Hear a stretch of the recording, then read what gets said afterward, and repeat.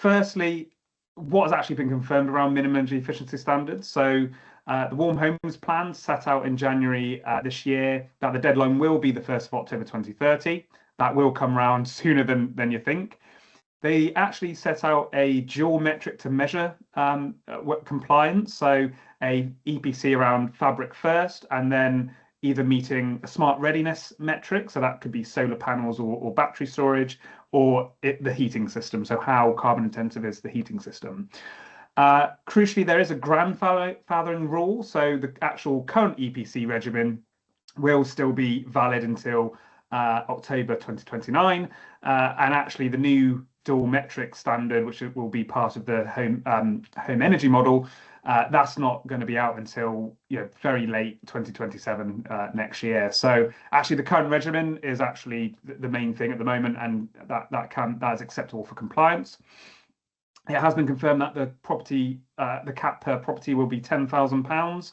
And actually there's also a low value exemption. So if the value of the property is below 100,000, it's 10% of the property. So if it's 90,000, it'll be £9,000 cap. And there's also exemptions for solid wall insulation as well. So there's actually a fair bit of flexibility on this at the moment. So currently, what's the urgency? Why are we sort of coming out with this right after the Renters' Rights Act has sort of been enacted? It is the next big thing, but we're currently not doing enough. So if we, as a straight line linear, wanted to get to that target by 2030, we'll have to do over 2,200 properties per day. We're currently doing under 500. So we really need to gear up on this. And this is at a time when actually the number of qualified electricians, which will probably do quite a bit of this work, is actually decreasing. So it's gone from 240,000 qualified electricians in 2018 down to 158,000 in 2024. And the projection is that will go down even further by the deadline. So quite significant supply chain issues that could come up there. And demand will outstrip supply. So we've actually been quite involved in other compliance sort of activities as well. So previous minimum energy efficiency standards, and also electrical safety testing, EICRs.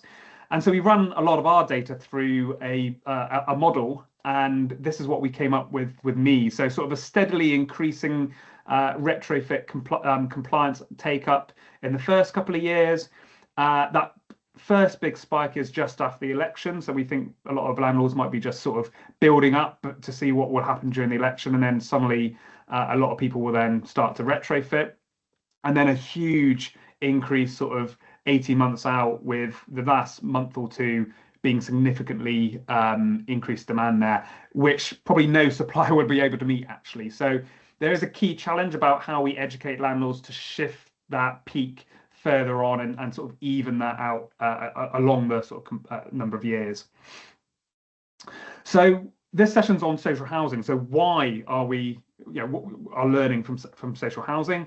The first thing is actually a lot of the standards are starting to align with social housing. So the Decent Home Standard, for example, and a big part of that is around whole home thermal comfort and also damp and mold. So that is quite a big overlap with energy efficiency.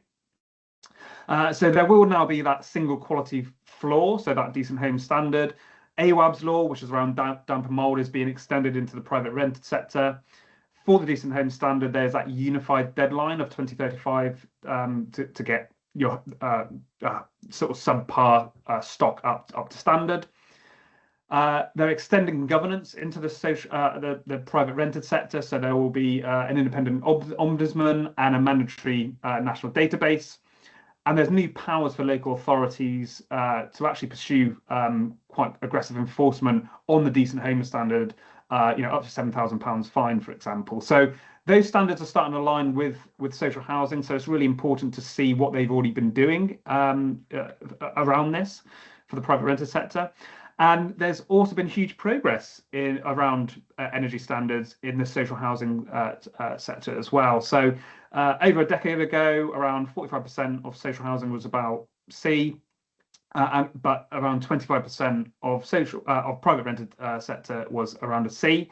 Now, both have had significant improvements over the last decade or so, but there's just been more improvement in the social housing sector. So up to like 76% now, we're seeing as C within that sector, whereas only about 51% in the private rented sector. So there's still a lot of way to go with the private rented sector.